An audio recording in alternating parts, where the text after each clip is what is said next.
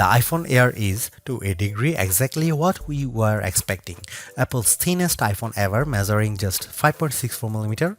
It feels light, balanced, and durable thanks to a grade 5 titanium frame and ceramic shield glass. In the hand, it is sleek and refined. I have been using my sky blue unit for a week now and it is still turning heads. The 6.5-inch Super Retina XDR OLED display is excellent. It is an always-on display that supports ProMotion, HDR, and brightness up to 3000 nits. It is slightly bigger than the iPhone 17's screen, which gives apps, text, and videos more room to breathe, and it looks great whether I'm scrolling TikTok, watching HDR videos, or just browsing outside on a sunny day. iOS 26 feels tailor-made for the Air with its new liquid glass design that looks striking and complements the physical build. Messages now support custom backgrounds, typing indicators, and polls, while the phone app and visual intelligence get useful upgrades. And while Siri's full AI overhaul isn't here yet, Apple Intelligence features are starting to appear. The biggest trade-off comes with the camera setup. There is just a single 48-megapixel camera lens on the rear of the phone. It produces sharp, natural-looking photos and impressive portraits, but you will miss the flexibility of a telephoto or ultra-wide if you are used to them. The selfie camera is excellent too. The Apple's center stage smarts for automatic, wide, and ultra-wide framing, and dual capture is genuinely fun. Performance from the A19 Pro is snappy and smooth, and it capably handled everything I threw at it, though the phone doesn't get warm during fast charging or heavy gaming. Battery life is decent but not class-leading enough for a workday, usually 6 to 8 hours of use, with my best stretch hitting around 10 hours away from the charger. Power users may want to invest in the $99 MagSafe battery pack, which matches the phone's slim profile and adds about 65% more life, but it is an added cost. The iPhone Air isn't the best iPhone for photography or endurance, but as a design statement, it's a gem. It feels like the most exciting iPhone Apple has released in years, and while it costs more than the iPhone 17 with fewer cameras and shorter battery life, it delivers value in other key areas. Apple unveiled the iPhone Air at its September 9, 2025 awe-dropping event alongside the iPhone 17, iPhone 17 Pro, iPhone 17 Pro Max, AirPods Pro 3, and 3 new Apple Watches. The Air, though, stands out with its entirely new design and is a whole new category of iPhone. It starts at $999 for 256 GB of storage, or you can bump that up to the 512 GB for $1,199 or 1 TB for $1,399. The iPhone Air is an eSIM only device worldwide and comes in 4 colors: sky blue, light gold, cloud white, and space black. I've been testing a 1 TB iPhone Air in sky blue.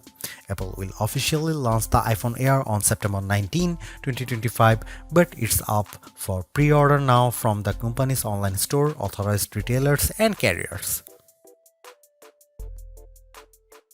If you are following the Apple rumor cycle, we were all expecting an ultra-thin iPhone to be released, one that would potentially go thinner than the iPhone 6 or 6 Plus, be more stunning than the iPhone X, and offer a truly refreshed look and feel for the iPhone. The launch event's awe-dropping tagline set the bar high, and the iPhone Air cleared it with room to spare. It's not the first ultra-thin phone. The Galaxy S25 Edge measures in at 5.8mm, but it still feels as stunning, sleek, and sexy in my hand right now after living with it for a week as it did during my brief hands-on session following the launch event. It feels as exciting as the iPhone X in that it might give us the playbook for the modern iPhone going forward, or at least show us one half of the purportedly incoming foldable iPhone. The photos released by Apple and even those shot by me for this review only do it partial justice. The iPhone Air is the best representation yet of Apple's vision for an iPhone that's just glass. It weighs in at just 5.82 ounces or 165 grams, fully justifying the Air moniker. Much like the iPhone 17 or even Pro Max, it feels balanced, not too top heavy, not too bottom heavy. It's Goldilocks ergonomics. I don't know if I'd quite call it eye-dropping, but the thinness is the part that gets people excited. At its thinnest, the iPhone Air is 5.64mm or 0.22 inches, and the plateau only jutes out of a bit more. I was instantly wowed, and over the course of a week, I have really become accustomed to this look and feel for an iPhone. While conducting some testing over the week, I showed it to my brother and sister-in-law, who were both visibly impressed when holding it. They asked about durability and were a little stunned at the overall feel. Then came the questions about battery life and the camera, both of which I will address below, and whether the USB-C port was thinner. On that last point, it is still a regular USB-C port, but to fit it in this frame and get in this small, Apple's design team started by 3D printing a custom one. And given how thin this phone had to be, Apple went back to grade 5 titanium for the shell and sides of the device. To further enhance the looks, it has a polished finish. My sky blue review handset is different from the MacBook Air and iPad Air colors of the same name. It is a bit lighter and pastel-like. I really like it, and the Air also comes in light gold, space black and cloud white. While the innermost layer of the iPhone Air sandwich is made of that strong titanium, which can bend slightly under pressure but is designed to spring back, it's topped and bottomed with glass and glass ceramic, specifically ceramic shield 2 on the front and a ceramic shield on the back.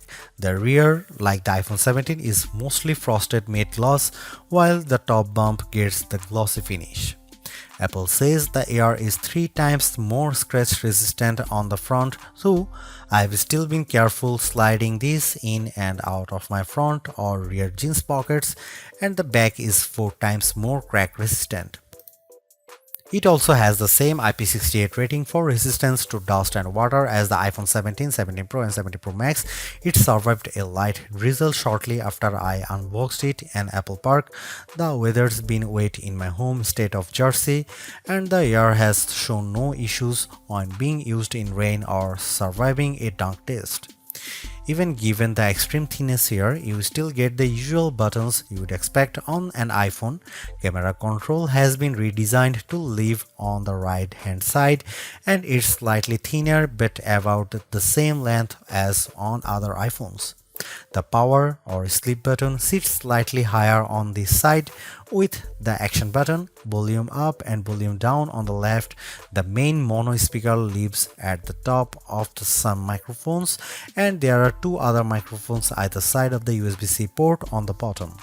This design does, as mentioned, only leave room for a single camera and likely a smaller battery inside, but Apple has also dropped the SIM card slot worldwide and opted for eSIM to save some space. The iPhone Air is stunning, attracts a lot of admiring glances, and feels like biggest refresh in iPhone design we have seen in a while. Yes, it's the same key parts, just compressed, but in use it feels like the perfect showcase for iOS 26.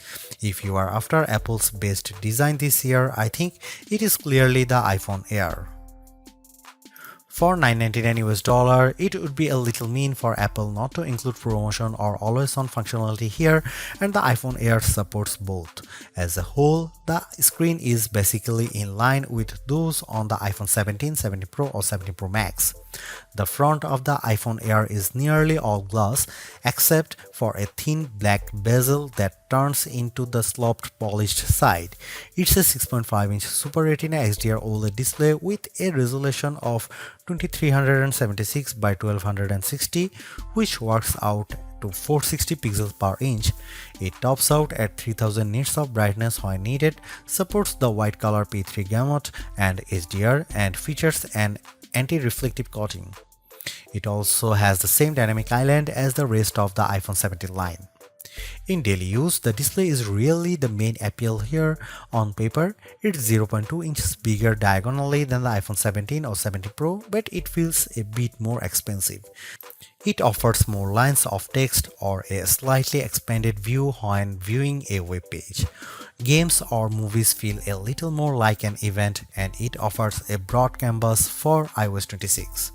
Lay two of these phones side by side and I think you'd have some idea of what Apple is planning to bring us with its long rumored folding iPhone, and it would look mightily impressive, but we are not quite there yet. And it's still smaller than the Pro Max. Colors looked punchy and vibrant, text was inky black and crisp, and it was a great display for daily use. I found that it got bright enough to battle the bright sunshine of California, the late summer sunshine of New Jersey and New York, as well as bright artificial lighting. I liked scrolling TikTok and Instagram Reels or watching a video on it, mainly thanks to the super smooth Pro Motion display. And iOS 26 with its liquid glass makeover looks fantastic here. I have a feeling that the design team at Apple knew the Air was on the roadmap when designing the liquid glass. iOS 26 is running on the iPhone Air out of the box, and as on any iPhone, announces itself with a hello on the first boot. You will get a sense of the new translucent glass-like nature of the software pretty quickly. It's mostly visible in how notifications refract over your wallpaper or up top with whatever is behind the element. I especially like the way the bottom menu bars look like this, although legibility can be an issue at times depending on what's behind the element. You'll also notice a difference if you use light mode or dark mode. The redesign is only a portion of iOS 26 as Apple's latest OS introduces a number of new features.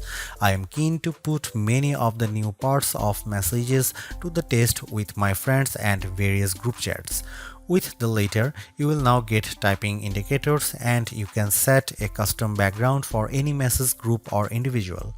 This will, I have a feeling, be an especially tough test for legibility with the liquid glass components. You also have the option to add polls in group messages, which is a fun way to decide on activities or maybe pick a restaurant.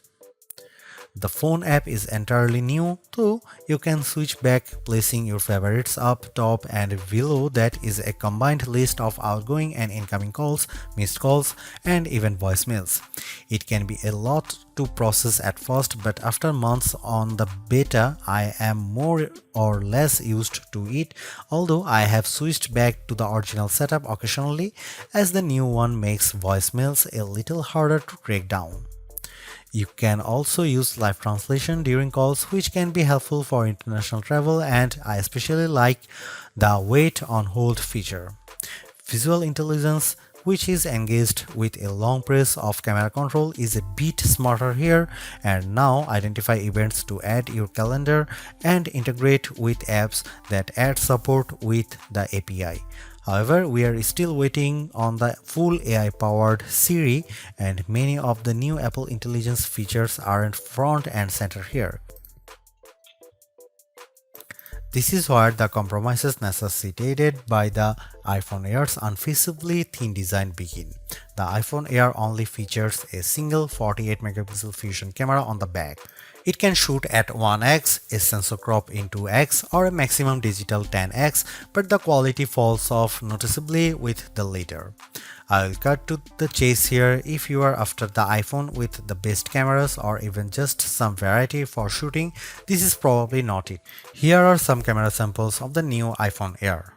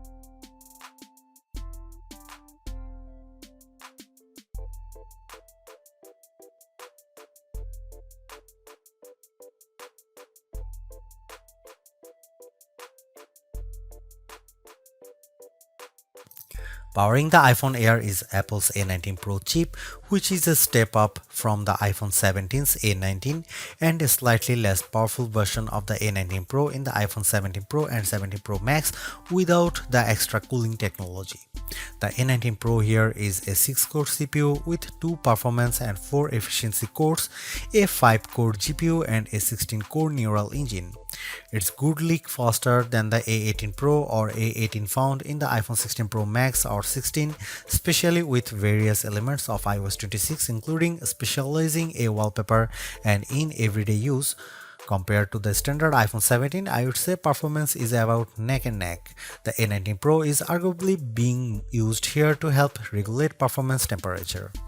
I did notice the iPhone Air heating up during the first few days while it was still indexing and charging, especially from 0% to about 50% before cooling as it slowed near 80%. It also warms up when multitasking with demanding apps at times. For example, if I am on a call and launch a game like Asphalt 9, the area around the camera housing on the rear can get noticeably warm, though it cools quickly as performance regulates. The heat doesn't spread below the Apple logo, and a case like Apple's bumper or clear option helps keep it from your fingertips. Keep in mind that basically all the components do live in the plateau, including the silicone, so it makes sense that the area does heat up. When it comes to non-gaming tasks, though, the iPhone Air handles everything well and delivers strong performance while keeping cool. That was the case with my daily workflow consisting of calls, audio and FaceTime as well as mail, Gmail, Slack, Safari, Chrome, Edits, CapCut, the camera and the other apps. Even with creating a Genmoji or using Image Playground or another facet of Apple Intelligence, the iPhone Air didn't get especially warm. In terms of quantitative testing, the iPhone Air scored slightly higher than the iPhone 17 on Geekbench 6.5 at 3723 on single core and 9665 on multi-core. That's in line with smartphones at this price range, so as we noted in our Galaxy S25 Edge review, that phone has a thermal solution for keeping things cool. The iPhone Air delivers remarkable performance in a super thin and light design that's very durable. I especially like getting A19 Pro power in something this compact, but you have to make some trade-offs for the steep $999 price. You get only a single rear camera, which means no telephoto zoom, ultra-wide or macro shots, and while the Air's battery life is solid, it's a few hours behind the iPhone 17 Pro Max.